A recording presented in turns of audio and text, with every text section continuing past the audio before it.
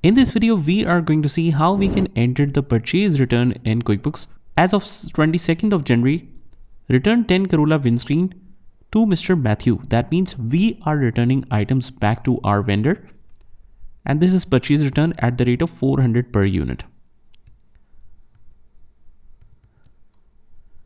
So from add new at the top, in the vendor section, we click on vendor credit.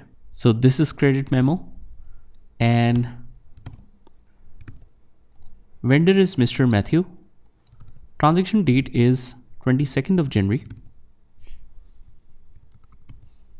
Reference number, I'll just mention any reference number.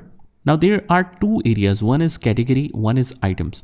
So we want the item to be mentioned. Just open up the item details, products. We are returning 10 Corolla windscreens. So I'll choose Corolla windscreens here. Quantity is 10. Rate is 400 and the total is 4,000. All good. I'll just save this and show you the journal entry effect. Click on more and transaction journal. So it should be exactly opposite to what we do in purchase. Debit, normally debit is purchases and credit is payables. So now payables should be reduced, payable should be debit, and inventory should be credit.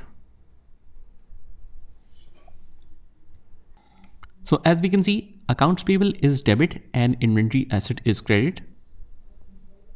Since we have returned the items, our inventory is reduced, so it's credit, and we don't need to pay that money now because we have returned that. So accounts payable is also reduced. So that's how we can book the purchase returns in QuickBooks Online. Just try this by yourself and I'll see you in the next one.